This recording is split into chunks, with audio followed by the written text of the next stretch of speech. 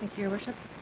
Item 1 is reference number 09009560RZ. It relates to zoning amendment bylaw number 4106-2010 for text amendment to the RM2, RM3 apartment zones, RT2 townhouse zone, and definitions. And I believe someone from Planning and Development will provide an overview.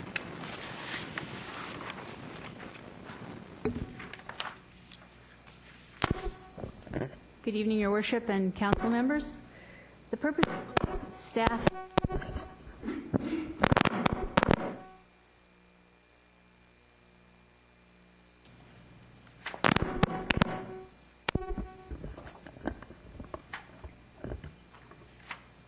Hello? I think we have a dead mic. No, the mic's Is it working? Okay, The mic's working. then I'll just don't move it. There we go. continue forth. The purpose of the staff-initiated zoning bylaw text amendment is to address a number of limitations regarding the city's RM2 and RM3 medium-density apartment zones and the RT2 townhouse zone. Specifically, the proposed amendments would, 1, simplify the definitions for finished ground elevation, lot area, and lot coverage to improve understanding by applicants. 2, increase the lot coverage for the RT2, RM2, and RM3 zones to encourage wider walk-up, low-rise apartment buildings. 3, increase the height in the RT2 to 3 stories from the existing 2 stories on flat sites and 2.5 stories on sloping sites. 4, reduce the front yard setbacks for the RT2, RM2, and RM3 zones to bring buildings closer to the street and provide better street definition. 5, increase the density of the RM2 zone from 0.9 times the lot area to 1.4 times the lot area, and for the RM3 zone from 1.2 times the lot area to 1.85 times the lot area. And 6, require off-street parking to be concealed for the RM2 and RM3 zones. The recommended amendment should improve application process and review by providing greater clarity to the zoning bylaw, as well as improve the flexibility and usability of the zones by allowing for a broader range of design solutions for sites utilizing the RT2, RM2, and RM3 zones.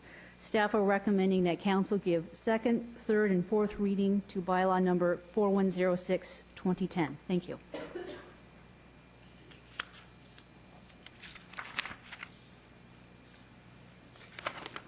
Thank you very much. I have 3 speakers registered. We'll begin with Sandra Marston.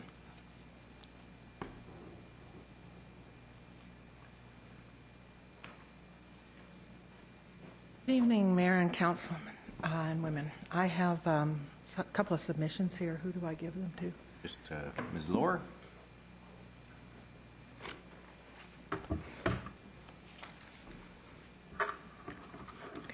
I'd like to start with definition of a row house. I Googled. Single-family dwelling units attached to one another by common walls, generally with a common facade.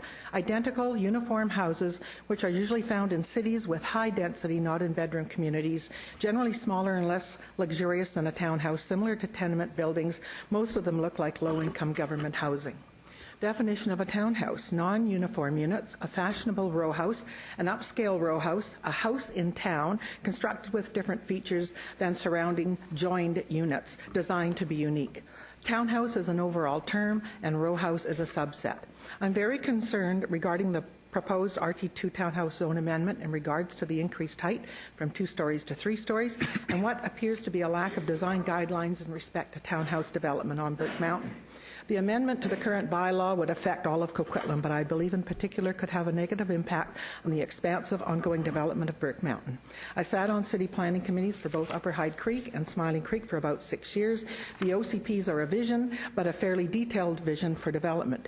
Yes, there would be some changes to be expected. However, it appears that this height increase will permit the possibility of development of unfettered row houses throughout Burke Mountain in areas zoned for RT2 townhouse development, similar to Tanton development behind Victoria Drive Park. I've yet to talk to anyone who sees these row houses and likes them, or even describes them as something other than boring, horrible-looking identical boxes with windows. I understand that as the RT2 bylaw currently is written, developments must have variance approval before building 3-story row houses. It appears that by passing the proposed amendments to the current bylaw, developers would not have to get variance approval to put up 3-story row houses. I believe that in the development process there should be at least design design guidelines and approval of townhouse design to accompany any proposed changes to the RT2 townhouse bylaw, in particular for Burke Mountain. The design guidelines and approval process would at least enable these townhouse types to have a better fit and look with the surrounding homes and environment. If there are no design guidelines for Burke Mountain RT2 townhouses, then the vision of the OCP, which committee spent so many hours inputting, discussing, and debating under the current bylaw, could be lost. I personally would like to see the proposed RT2 townhouse amendments defeated and continue to have the developers apply for variances for three-story row houses, which appears to be as synonymous with townhouse. In that way, the Planning Department, Council, and citizens can be aware of the type of development on Burke Mountain. I believe that if the RT2 amendments pass without design guidelines, there could be a flurry of identical row housing development. Currently, if there is a point at which design guidelines kick in, how will the amendment changes affect or hinder that process, and how will the amendment changes ensure a varied look to any RT2 townhouse or any other zone townhouse development? As I recall, conventional townhouses were to be built in the city centre of Burke Mountain and in areas where a large density or cluster of population was to be encouraged around a more commercial type of area.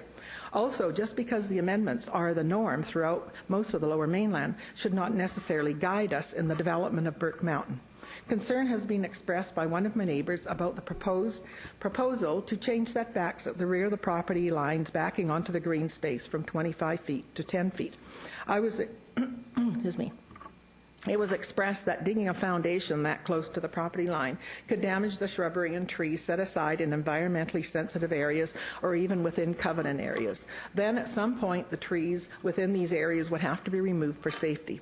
So if the goal of the amendment is to reduce the setbacks, that should be looked at carefully, particularly in the development of Burke Mountain. Specifically, there is a 10 to 15 unit townhouse development which is being proposed as conventional townhouse, a proposal change from single family homes along the creek between Queenston and Highland Drive outside the sensitive riparian zone of shrubs and trees and outside a proposed covenant area. I believe that could be open to three-story townhouse row house development if this bylaw amendment is passed.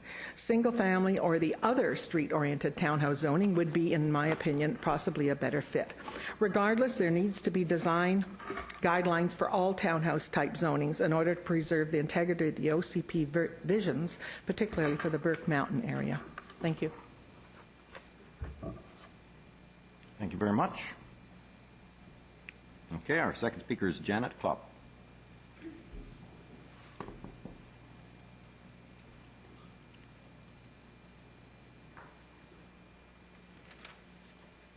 Hi, I'm Janet Klopp, and I'm the aforementioned neighbor of Sandra Marsden. Yes, I am concerned about row houses being built directly behind my house because I don't think that it's the best place for it in Coquitlam. We've been in that neighborhood a long time, and as the adjacent property owner, I think it's important that I be consulted about what's going right next to my home. The RT2 townhouses are not something that I would like to see at that property. My husband and I we have a renovations company, so it's possible that we would want to develop our own property in the future. Townhouses were not what we were thinking we would want to be doing there. And so I would not want to see a blanket proposal, I guess, across Coquitlam. I would like to see people have to look at the properties involved and address variances. Toward that end also, I am concerned also about this, about the setbacks changing from basically 25 feet to 10 feet, especially adjacent to city-owned or park properties. I've seen that in a couple of instances up on Burke Mountain, and the next thing we knew was those trees the mature trees adjacent to those properties had to be cut down because they were suddenly a danger. And so if you're building homes that close to properties that have mature trees on them, I'm not saying it couldn't happen in all instances, but I think it's something that needs to be considered very carefully. So I'm basically in agreement with Sandra Marsden in her feelings, and those we've spoken quite at length about the RT2 townhouse zoning, and we would like to see it very carefully considered before it would be passed as a sort of a unilateral course of action throughout our city, and especially on Burke Mountain. We can't help but feeling a little bit under siege up there because we feel like we're being sort of treated like a blank canvas up there, and we're not. There's some of us who are residents up there, and we don't intend to be leaving anytime soon. So we would like us to be considered, and certainly a lot of people worked hard on the OCP committees. I think that their guidance and their visions and their proposals were worthwhile, and I think that we need to consider carefully before we just sort of stroke off that time and energy those people put into that, and say, oh yes, we'll make this amendment for you, without there being some real reasons to do so. Thank you. Thank you. Hugh Kerr.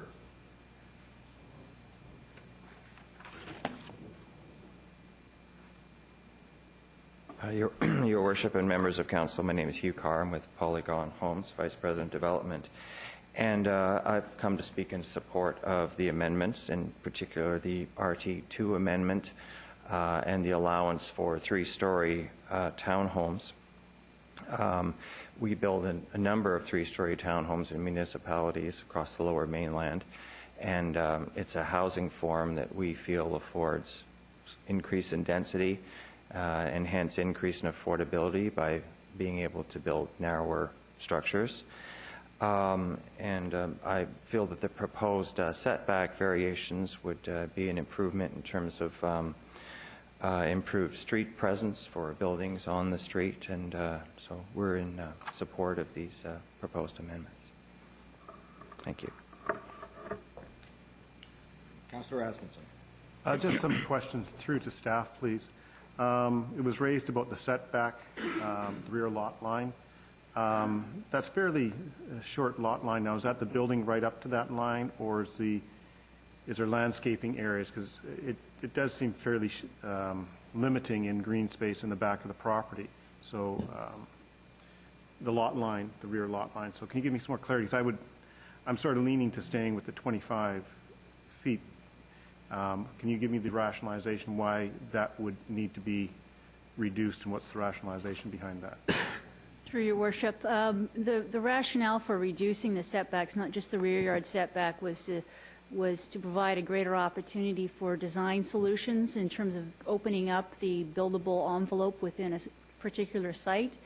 The thought is that by reducing the rear yard, it would allow for hopefully some better solutions in terms of the location of the parking, particularly for the RT2, hopefully better utilizing lane access as opposed to front, and just generally speaking, giving some greater flexibility to the overall design of the site by bringing the buildings either closer or to either the front or the rear to the side.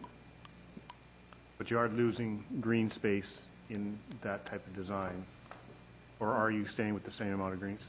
In terms of the common amenity area requirements, that's still a standard requirement in the RT2 zone, that the designer needs to provide a standard amount of common amenity area space, and typically for the RT2, that is provided outside, because there's not, as in with typically a high-rise, they can be provided indoors through either pool space or exercise room, but in the RT2 they typically tend to be outdoor amenity spaces, so that I think is addressed through that. So you're shifting the space into another area of the development then? Through the common amenity area requirements, it's still, yeah, exactly, that will be, it provides essentially providing for that space and maybe on the interior portions of the site as opposed to putting it into the rear portions of the site. Okay, so you're not losing, you're just readjusting it. The other issue is, I guess the concern I have, and I have it right behind me, is the three-story townhouses that have just been built.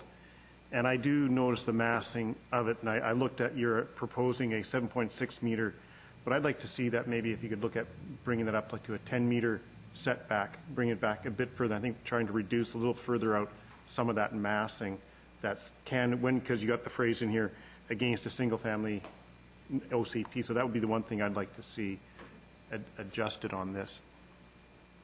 That's feasible? Yep. Okay, thank you. Okay. No other speakers? Are there any other speakers to this item? Second time, are there any other speakers to this item? For the third and final time, I didn't say this before, I'll only ask 3 times. This is the third and final time. Are there any other speakers to this, the final item? Seeing none, I declare this item and the public hearing adjourned.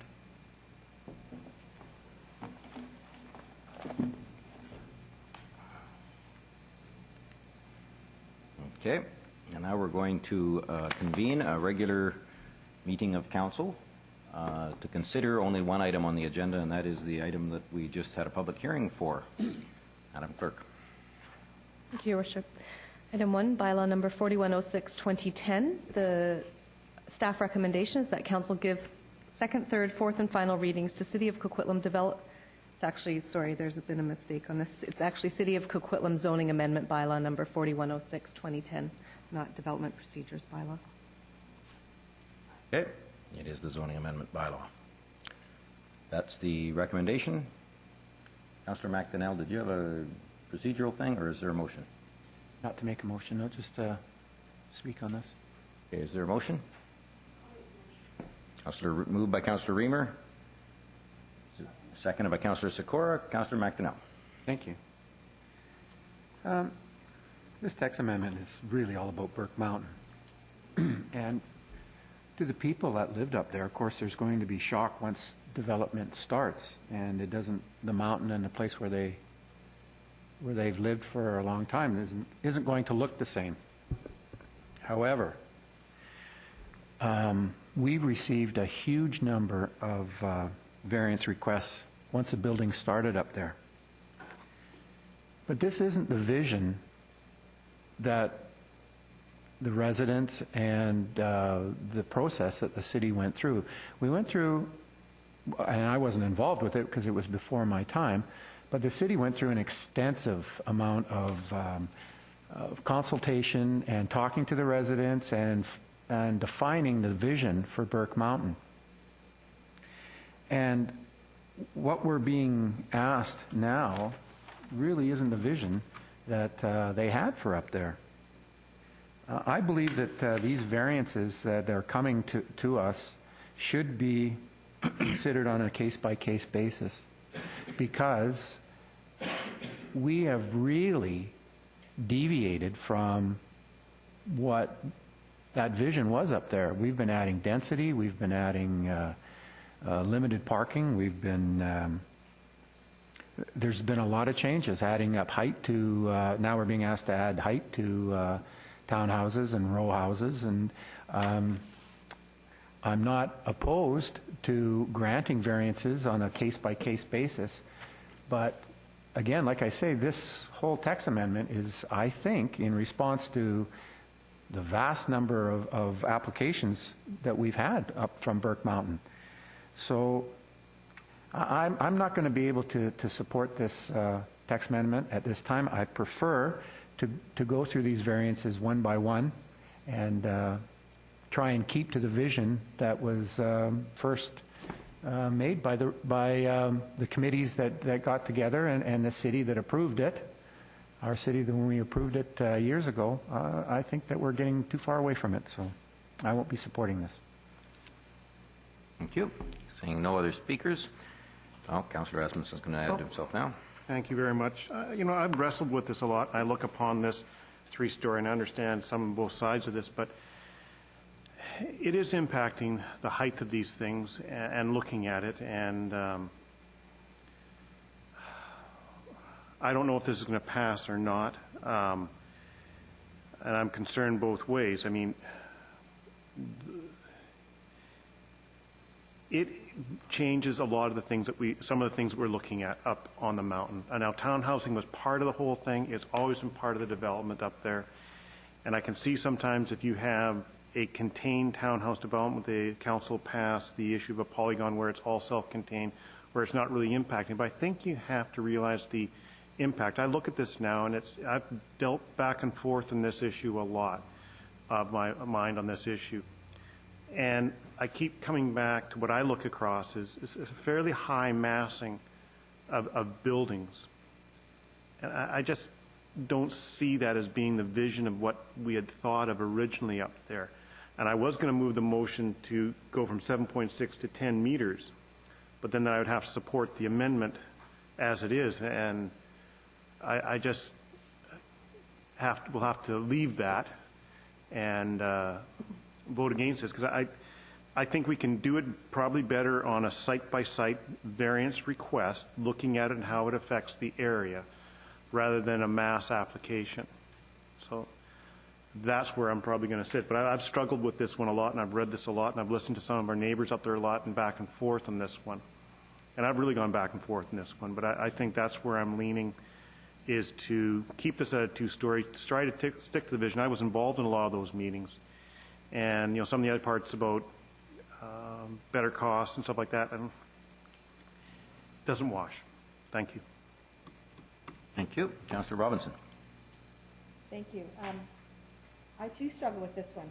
I actually do like the Tatton. Sorry, I might be the only one, but I quite like the row house.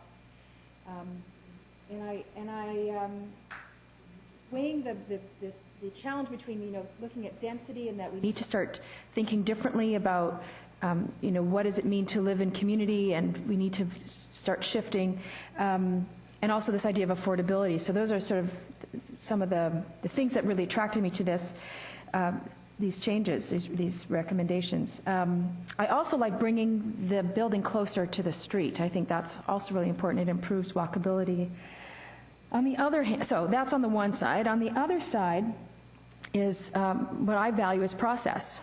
I think it's important that we have a good process in this community, and from what I can tell historically, we engaged in a good community process. And many people put in many hours to create what's going to look like this new community that, you're right, is not quite a blank slate, but is being treated as a blank slate. Exactly, what they wanted, and it was agreed upon, just like Councillor McDonnell identified. And so that's the bind for me, is sort of these competing values on either side, and how do you reconcile them. I also, just to add into the mix and the challenge, is that I want to be able to communicate to the developers that we're open for business, that this is a place where I think, because we need them to help, to do this. We're not building the community, they are building the community. And so we need to engage with them and make it easy for them to do business in our community. And so my struggle is how to reconcile all of those pieces in a way that makes sense. And there are times when I sit here and I think, I don't know how to reconcile. So at this point, in my general sense, if I don't know how to reconcile, then I'm not ready to make a decision. And if I'm not ready to make a decision, it means that I can't support it. And so that's where I sit right now, and look forward to hearing from my other colleagues. Oh, the other thing I just want to say is I'm disappointed that we didn't hear from more people, actually, on this. I would have loved to have heard from others, particularly in the Northeast sector, about those perhaps who'd worked on this plan, on this vision. I think it helps to inform me of what the impact is. Councillor Sikora. Thank you very much, Mayor. To the municipal clerk, Mrs. Marsden dropped off a couple sheets of paper. Was it her speech that she made tonight, or is it something new? It was her speaking notes from this evening and a copy of an email that you've also was distributed to you earlier that was sent to the city clerk's office. Okay, so there was nothing new to be added to the public hearing? There was nothing additional to that. Okay, thank you. I've got, some really mixed feelings on this one, because the residents in the area seem to say that it's, I can't vision myself in my own mind a 3-story townhouse. It's pretty high. It's pretty high, and I don't know how many square feet that these townhouses would be, but and I'm wondering to the planning department, how many are these planned for Northeast, for Burke Mountain, of these type of developments?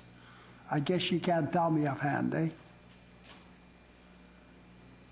Through your worship, we would probably have to go back and take a closer look at our land use plan, but there are a number of sites that are both designated for conventional town housing, which would utilize the RT2 zone. I should also point out that we also have a number of sites in the Northeast that are designated for street-oriented village, which is the RTM1 zone, which is the zone that was utilized by the Tatton row homes that are being subject, and that's a different zoning altogether, and these are not, and that zone is not subject to any text amendments that are put forth before council tonight. Thank you. What is the square footage of this townhouse, of each townhouse on the 3 stories? The square footage, not meters, footage.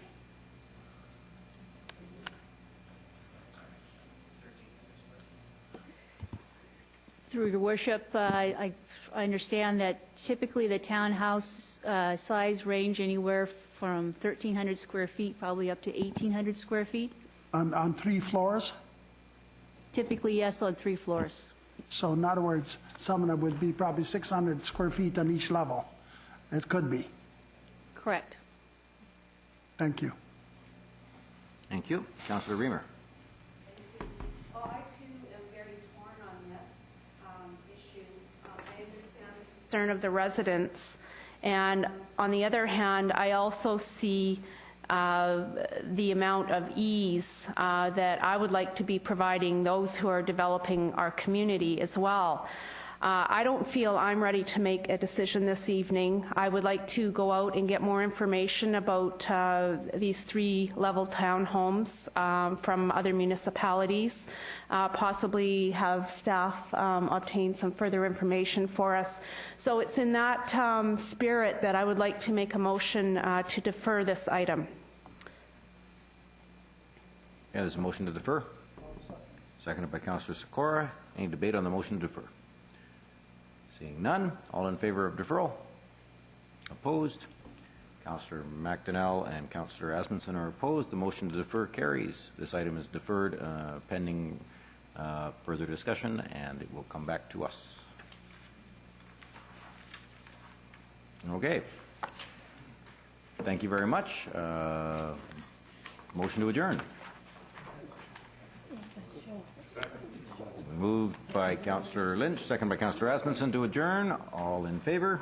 Opposed? Yeah, motion carries. We are adjourned. Thank you all for coming.